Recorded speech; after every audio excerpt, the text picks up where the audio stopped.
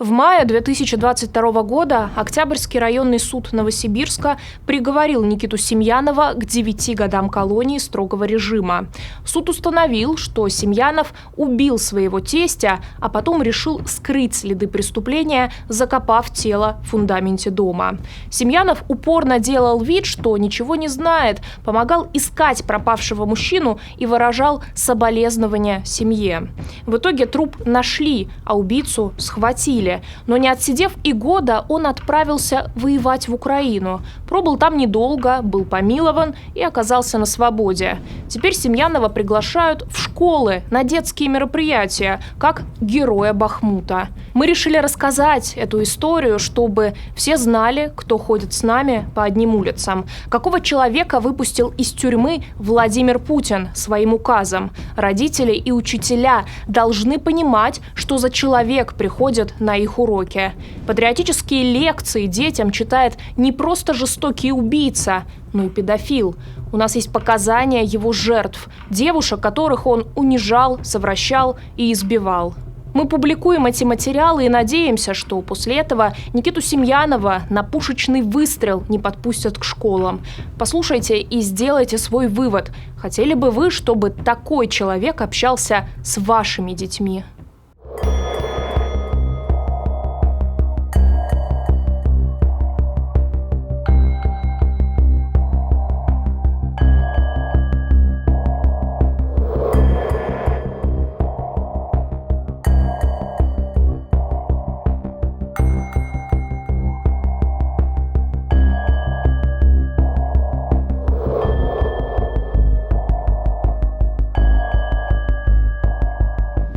Полина – девушка из обычной, небогатой российской семьи. Она училась в лицее имени Пушкина в Новосибирске. Учеба давалась ей с трудом, зато Полина увлекалась музыкой.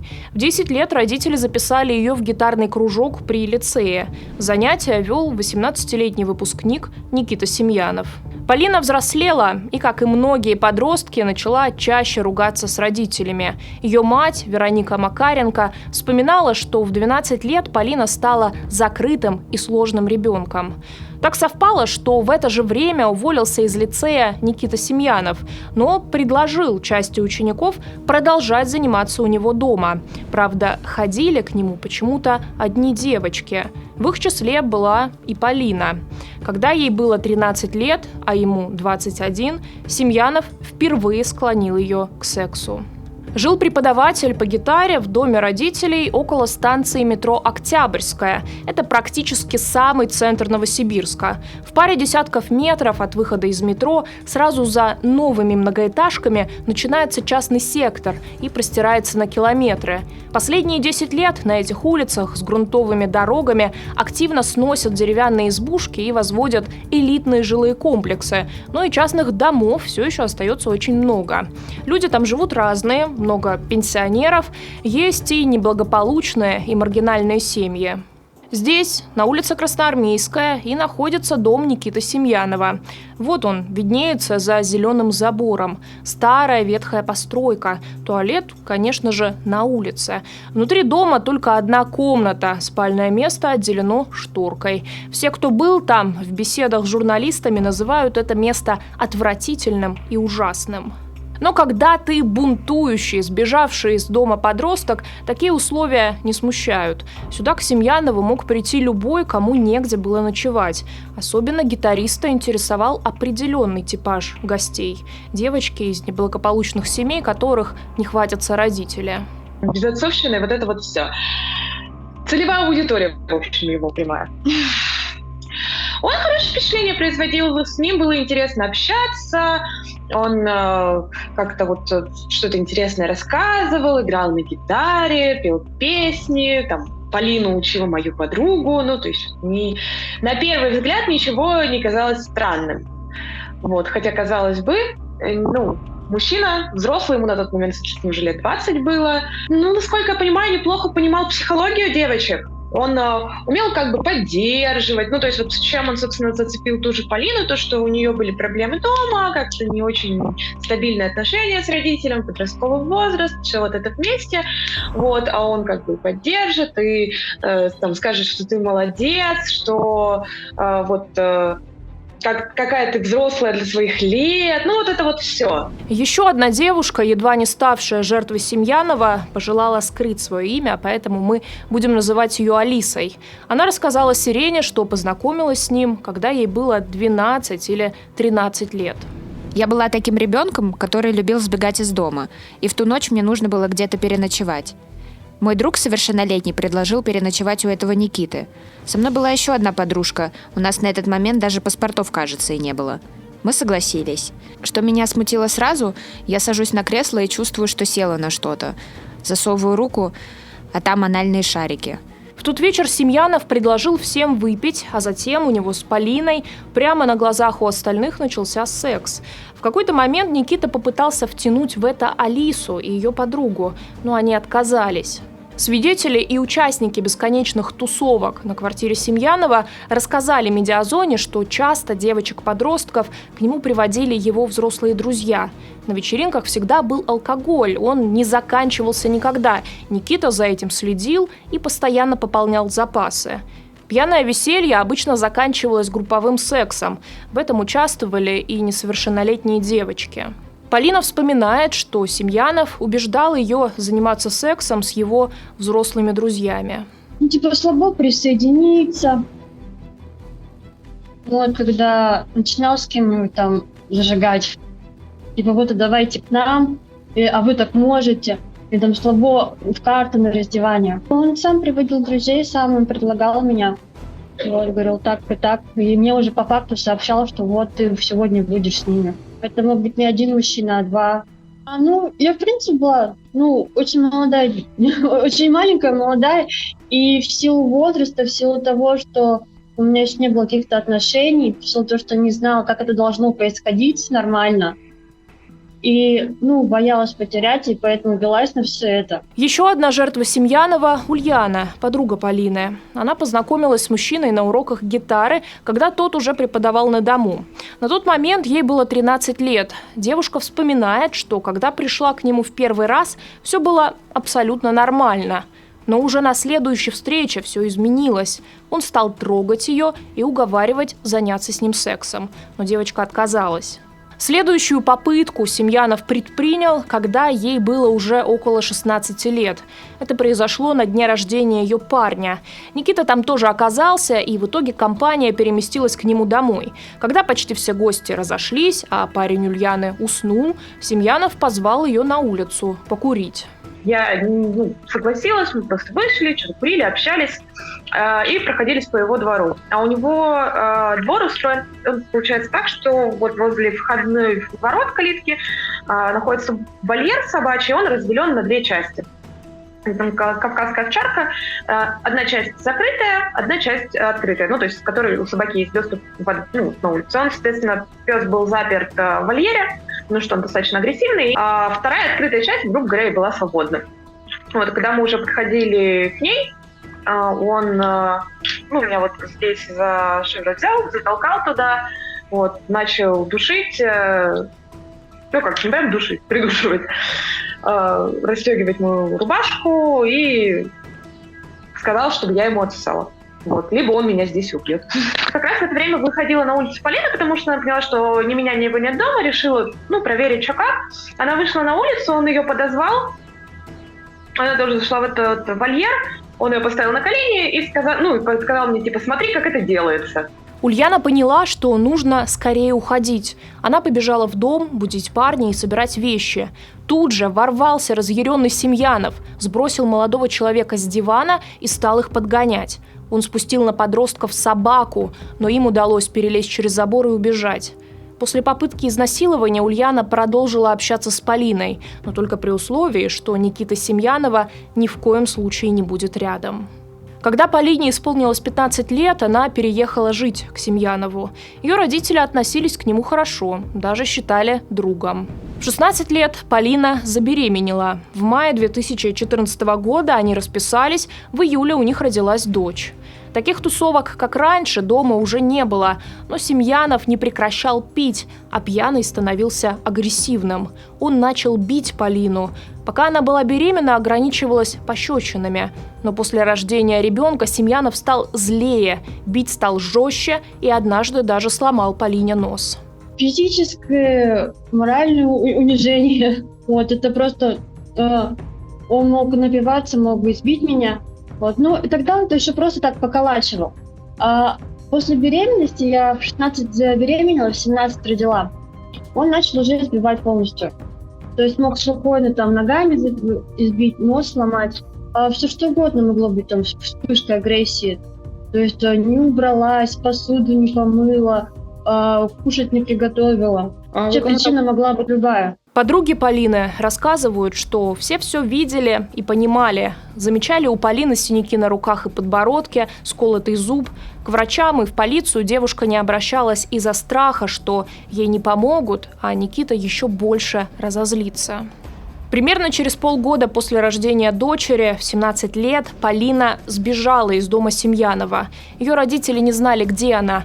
Никита убедил их, что Полина непутевая мать, не хотела заниматься ребенком и поэтому ушла. Это он как раз меня запинывал ногами. Это все происходило при его друге. И его друг от меня его оттащил. И Семенов меня выгнал на улицу, сказал, вот вали отсюда вообще. Он не знал, что я на самом деле любил. Меня до этого выгонял, я просто сидела плакала возле порога. И всегда он меня потом домой запускал. Семьянов не давал Полине видеться с дочерью и даже добился лишения ее родительских прав.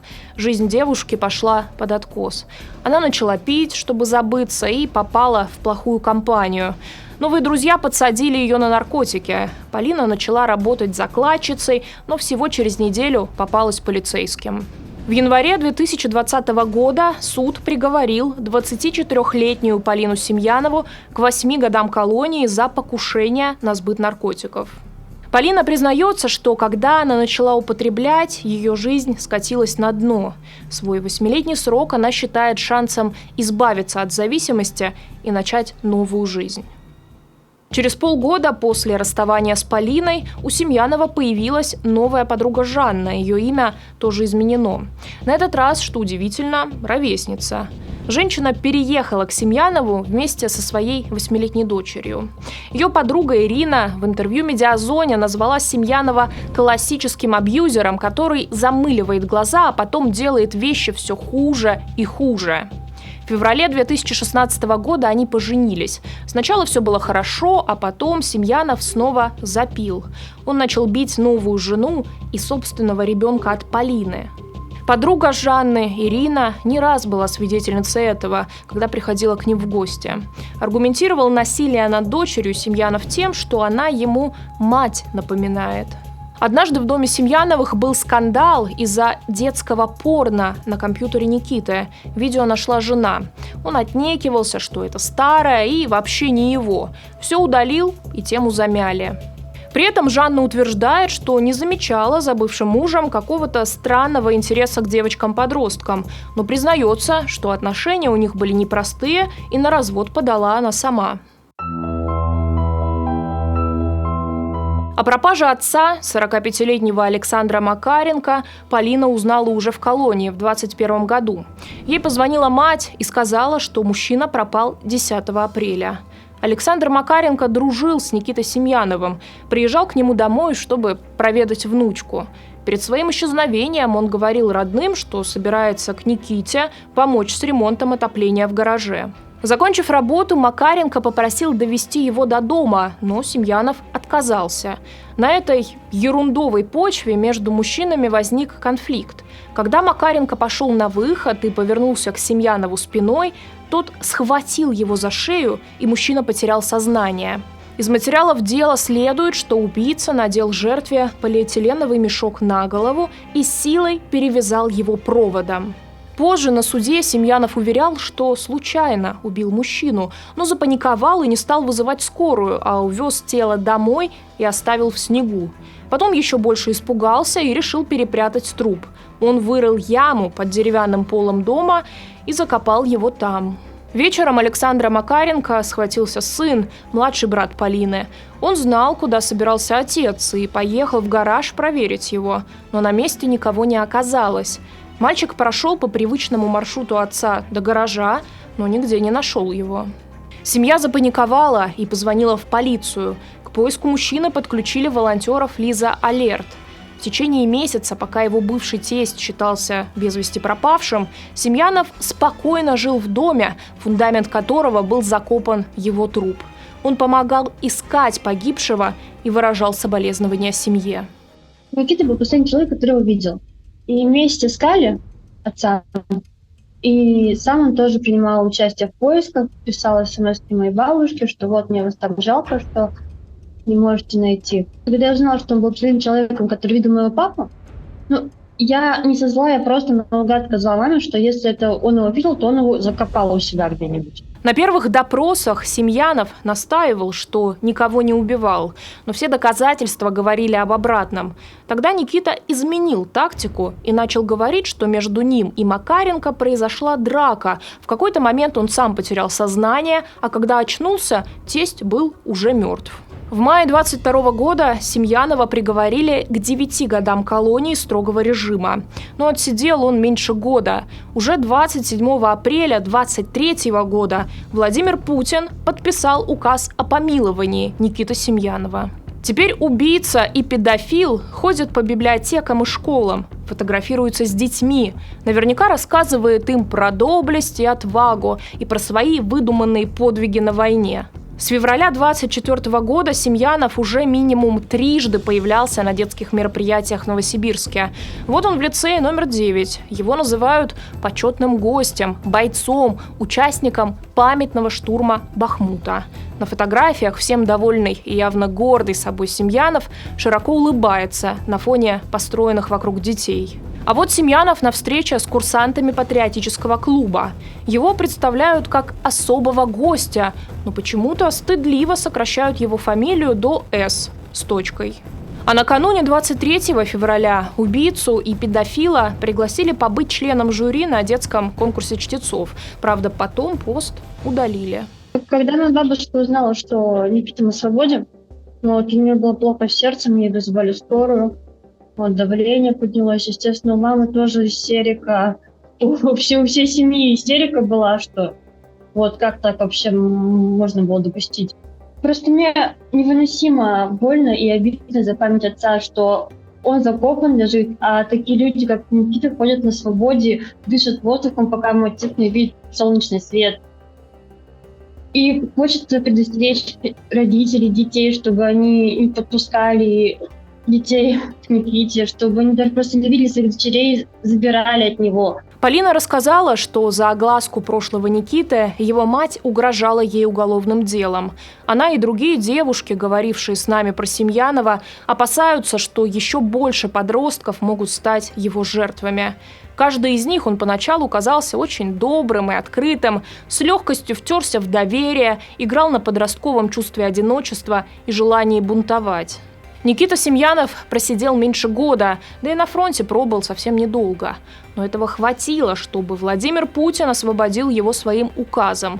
Очевидно, что ни о каком исправлении за такой короткий срок речи идти не может. Скорее наоборот. Оказавшись на свободе, благодаря подписи самого президента, подержав в руках оружие и получив свою минуту славы, Семьянов стал еще наглее и смелее. Он сам всегда говорил, что ему никто ничего не сделал. Он рассказывал, что у него влиятельные родители, влиятельные друзья, и что бы он ни сделал, ему за это ничего не будет. Собственно, в тот день, когда он мне угрожал, что он меня убьет, он это тоже проговаривал, что я тебя прямо здесь, я тебя здесь закопаю, мне за это ничего не будет. Да, я считаю, что если у него и дальше будет доступ к детям, то рано или поздно, а скорее рано, он снова будет склонять их к сексу, может быть, насиловать уже вполне спокойно, потому что он убедился на своем опыте, что можно посидеть немножечко, повоевать немножечко и снова вернуться к своей привычной жизни. Но почему мы должны просто сидеть и наблюдать за гастролями Семьянова по школам и ждать, когда случится рецидив? Почему родители детей должны жить в страхе, что, возможно, именно их ребенок станет следующей жертвой убийцы и педофила? Это можно предотвратить. Вся информация о Семьянове есть в открытом доступе. У нас, у Сирены, Медиазона и других СМИ. Этого достаточно, чтобы Следственный комитет инициировал проверку и возбудил уголовное дело о совращении несовершеннолетних. Я требую, чтобы проверка была проведена, а жертвы опрошены. Никита Семьянов не понес наказание за убийство, так пусть хотя бы за совращение подростков ответит по закону. Это требование поддерживает и Хельга Пирогова, новосибирский политик и экс-депутат коалиции «Новосибирск». Она создала петицию, которую может подписать любой. Я подпишу ее, сделайте это и вы. Журналисты подсчитали, что помилованные за участие в СВО преступники совершили уже больше 200 уголовных преступлений. Каждую неделю появляются страшные новости. Кого-то избили, изнасиловали, кого-то убили. И так во всем. Недавно в Московской области произошел крупнейший теракт в истории России. Больше жертв было только в Беслане. А где в этот момент были силовики? Почему США, Канада, Южная Корея и европейские страны заранее знали, что будет теракт, а российские власти проморгали? Что они сделали для того, чтобы этого кошмара не произошло? При этом опасным террористом признали писателя Акунина или несуществующее движение ЛГБТ. До сих пор террористом числится убитый Алексей Навальный. Вместо реальных действий по защите нас и наших детей нам предлагают театр безопасности, а существующие законы используют, чтобы наказывать оппозиционеров, а не предотвращать реальные преступления. И также с помилованными зэками. Насильники, педофилы, убийцы, бандиты из банды Цапков. Все они нужнее и важнее Владимиру Путину и российской власти, чем мы, обычные люди. Они довольные, возомнившие себя героями и ошалевшие от безнаказанности, ходят на свободе. И ладно бы просто ходили, а им еще разрешают с детьми встречаться и чему-то их учить. Ну чему такие научат? Если вас тоже это возмущает, присоединяйтесь к требованию возбудить уголовное дело на Никиту Семьянова и запретить ему приближаться к школам. Особенно я обращаюсь к родителям школьников в Новосибирске. Оберегайте своих детей и не подпускайте к ним таких героев. Подпишите петицию и призовите подписать ее своих друзей и знакомых. И поделитесь этим видео, чтобы распространить важную информацию. Убийца и педофил на свободе по указу Владимира Путина.